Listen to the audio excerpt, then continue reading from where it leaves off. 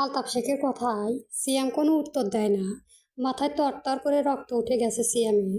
তার বিবেক বলছে আনাম মিয়া এই কাজ করেনি, তবে মন বলছে আনাম মিয়াই করেছে। আর যদি তার বউ আর বোনের কোনো ক্ষতি হয়, জ্যান্ত কুপিয়ে মারবে ওই আনাম মিয়াকে। মাথায় কাজ করছে না। এদিকে নিলয় মির্জার হুমকি, পাড়ার প্রতিবেশীদের ছিছি আর নিজেদের জালে নিজেরাই আটকে দুজন জল জ্বালান্ত মানুষ নিখোঁজ। কি থেকে কি করবে সিয়াম? এত টাকা যাদের জন্য ইনকাম করলো, যাদের সুখের জন্য এই পথ বেছে নিল, আজ তাদেরই খুঁজে পাচ্ছে না। কেমন পাগল পাগল লাগছে ও। আর সে থাকতে পারছে না হাত পা গুটিয়ে। তোহাকে ভীষণ ভালোবাসে সিয়াম, তার চেয়েও বেশি ভালোবাসে শ্রেয়সীকে। খুব আদরের বোন তার। নিজের মনে নিজেকেই গালি দিচ্ছে। কোন প্রতিবেশী নিতে চাইলো, না নিলেই তো হতো। তাহলে আর বউটা আজ তার আয়ত্তে থাকতো। আর কেনই বা কাল রাতে আনাম মিয়াকে সব বলতে গেল? সিয়ামের ভাবনার মাঝে আলতাফ শেখ সিয়ামের কাঁধে হাত রেখে বলল, কি হয়েছে? এমন অস্থির হয়ে আসিস কেন? চিন্তা না নিয়ে কোথায় গিয়েছে খুঁজতে হবে। লোক লাগা, টাকা খরচ কর, ওদের খুঁজে পেতে হবে।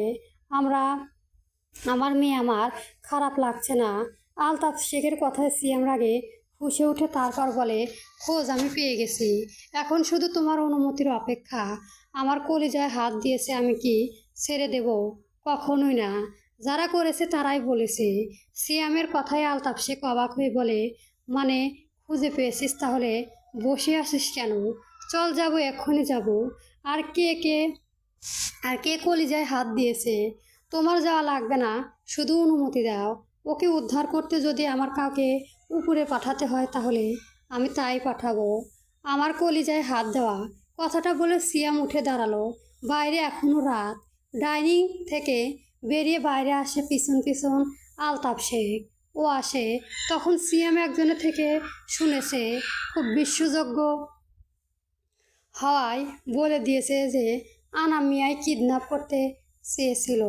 তবে আর কিছু জানে না।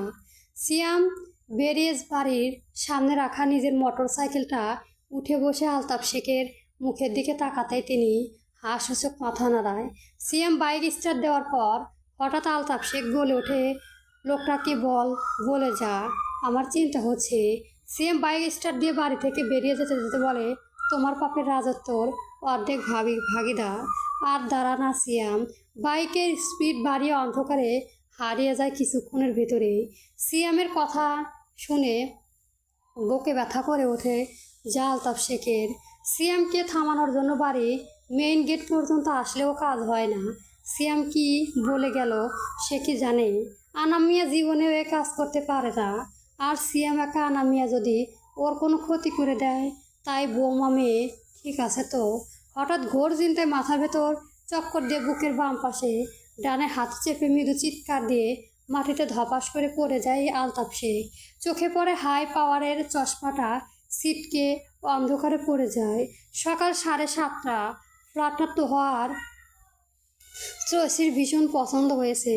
যদিও সব কিছু গোপন রাখতে চেয়েছিল, তবে তোহার কথা মেহেরও হুট করে সিদ্ধান্ত নিয়েছে ইভান তুহিন আর মিলিকে নিয়ে আসবে এখানে।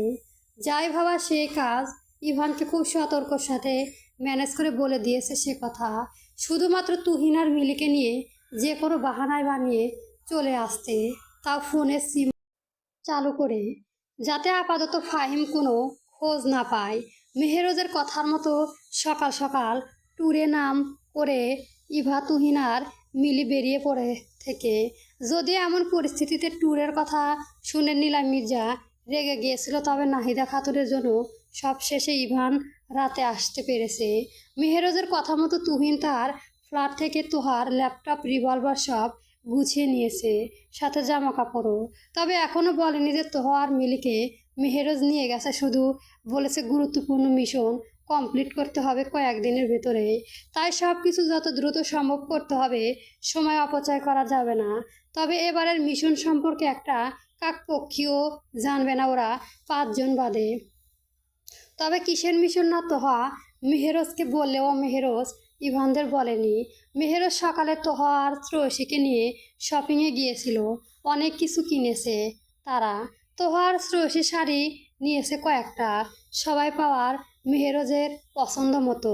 তবে আজ যেন মেহেরজের কোনো কিছুই মন ছিল না, পুরোটা সময় চিন্তায় নিমগ্ন ছিল। শ্রেয়সী একবার জিজ্ঞাসা করেছিল, তবে মেহেরজ কোনো উত্তর দেয়নি। দুপুর 2:30টায় তুহিরা মেহেরজের ফ্লাইটে এসে পৌঁছায়। প্রথমে সকলে অবাক হয়ে গিয়েছিল তোহার শ্রেয়সীকে দেখে। তারপর তোহা মেহেরজকে বলার কথাগুলো তুহিনার শুনিয়ে দেওদা বিশ্বাস করে নেয়। তোহা মূলত সবাইকে আসতে বলেছে কিছু প্রমাণ সংগ্রহ করার জন্য। এত দূরে যেহেতু আছে, সেহেতু ফাও বসে না নিজেদের মিশন কমপ্লিট করবে এখান থেকেই। সবাই কথাবার্তা বলেও মেহেরজ চুপচাপ, বারবার চুপ থাকে বলেই ওর মনের অবস্থা কেউ বুঝতে পারেনি। দুপুরে তোহা রান্না করেছিল, তাই সবাইকে খেতে দিয়েছে। মেহেরজ তার কোনো রকমে খেয়ে ঘরে চলে গিয়েছে। তারপর ভিতর থেকে দরজা লাগিয়ে দিয়েছে। মেহেরজ এমন আচরণ কারোর কাছে পরিচিত না, তাই সবাই চিহ্নিত। মেহেরজ ঘরে গিয়ে পকেট থেকে ফোন বের করে ফাহিমের নাম্বারে ফোন লাগায়। সাথে সাথে রিসিভ হয় ফোন। মেহেরজ কিছু বলার আগেও ওপাশ থেকে ফাহিম উত্তেজিত কণ্ঠে বলে, কন্ডিশন ভালো না, আইসিইউতে রয়েছে। তুই ঠিক সময় ফোন না দিলে জানতাম না। যাক, ওনার কপাল ভালো যে ওই রাতে ছেলে দুটো যাচ্ছিল ওই রাস্তা দিয়ে। ভাগ্যিস চৌকিদারে বলেছিল, নয়তো বাঁচানো যেত না লোকটাকে। ফাহিমের এক্সট্রা কথা মেহেরজ বিরক্তি দীর্ঘশ্বাস ছাড়ে। তারপর বলে, সিয়াম কোথায় আর কন্ডিশন কেমন খারাপ? মেহেরজের কথায় ফাহিম বলে, সিয়াম আইসিইউ এর রুমে বাইরের চেয়ারে বসে আছে, আর শ্রেয়সীর মায়ের সেলস নেই। আরে কেবিনে ভর্তি। আর আর কি, আলতাফ শেখ মানে তোর শ্বশুরের ব্রেন স্ট্রোক হয়েছে, মুখে কিছুটা বেঁকে গেছে, সাথে শরীরের ডান সাইড পুরোটাই প্যারালাইজড হয়ে গেছে। যতটুকু শুনলাম কন্ডিশন খুব একটা ভালো না। আবারও যদি এমন কিছু হয় তাহলে ফুল প্যারালাইজড বা মৃত্যু ওর হতে পারে। ও শ্রেয়সীদের এখনও খোঁজ পাওয়া যায়নি, সেই চিন্তাই এমন হয়েছে। তুইও চিন্তা করিস না, খুব তাড়াতাড়ি খুঁজে পাবো। তুহিনকে বলেছি পুলিশ লাগাতে। আচ্ছা রাখছি, মন মেজাজ খুব খারাপ লাগছে। সময়তে একটু আপডেট দিস। আর এই খবর আপাতত কাউকে জানানোর দরকার নেই। আচ্ছা, চিন্তা নিস না। আল্লাহ হাফেজ। ফাহিম ফোন কেটে দিতেই মেহেরজ ফোনটা বিছানায় ছুঁড়ে দিল। তার লোকজন সবসময় শেখ বাড়ির উপরে নজর রাখছে। কাল রাতে অমন হওয়ার পরে সে জানতে পেরেছিল, আর তার হুকুমে আলতাফ শেখের হসপিটালে যাওয়ার সৌভাগ্য হয়েছিল। নয়তো কবরে যেত এতক্ষণ, কারণ খাদিজা খাতুন ভেতরে ঘরে ঘুমাচ্ছিলেন। আর সেই কারণে মেহেরজ এর মাথার চিন্তা। এখন শ্রেয়সীকে বলবে, কেঁদে কুটে মাথা খারাপ করে ফেলবে। বাড়িতে ফিরতে চাইবে, কিন্তু সেটা এখন সম্ভব না। এখন বাড়িতে ফিরলে শিকার খাঁচার ভেতরে এসেও খোলা দরজা দিয়ে পালাবে, তা মেহেরজ হতে দেবে না। সন্ধ্যায় নাস্তা করার পর মিলিকে সকালে কিনে আনা শাড়িগুলো দেখাচ্ছে শ্রেয়সী আর তোহা। সব কয়টা শাড়ি সুন্দর, বিশেষ করে রূপালী পাড়ের একটা গোলাপি রঙের সুতি শাড়ি, এবং দেখা সবার চোখে লাগার মতো বেশ নরম। মেহেরজ পছন্দ করে কিনে দিয়েছে ওটা। শ্রেয়সী যা দামে জিজ্ঞেস করলেও বলেনি, শুধু বলেছে পছন্দ হলো না আর নয়তো বাদ। শ্রেয়সী কীভাবে মেহেরজকে পছন্দ খারাপ বলতে তাই নিয়েছিল। তবে এখন শাড়ি গায়ে স্টিকারে প্রাইস দেখে অবাক। এটা শাড়ির দাম 25,000 টাকা। শ্রেয়সীকে হা হয়ে যেতে দেখে সোফায় বসে মেহেরজ চোখ ছোট ছোট করে বলল, অবাক আর কি আছে, আমার বইয়ের পছন্দ হয়েছে কিনেছি, দাম দেখার প্রয়োজন মনে করি না। মেহেরজের কথা শুনে মিলে একটু রসিকতা সুরে কেসে বলল, শ্রেয়সী, শাড়িটা পরে আমার বউ পাগল বন্ধুটাকে একটু পাগল করে দিও। একদম আঁচলের গিট দিয়ে বেঁধে রেখে আমাদের মিহুকে। মিলুর কথা শ্রেয়সী লজ্জায় লয় ভীষণ। মেহেরজ শ্রেয়সীকে লজ্জা পেতে দেখে মুখ বাঁকিয়ে শ্রেয়সীকে রাগান্বিত ঠোঁট টিপে মুচকি এসে ঠাট্টা করে বলে, শাড়ি পরতে জানো না? সে নাকি আবার আঁচল বেঁধে রাখবে? দিবা স্বপ্ন দেখতে হবে রে তুহিন না, লিলিপুট।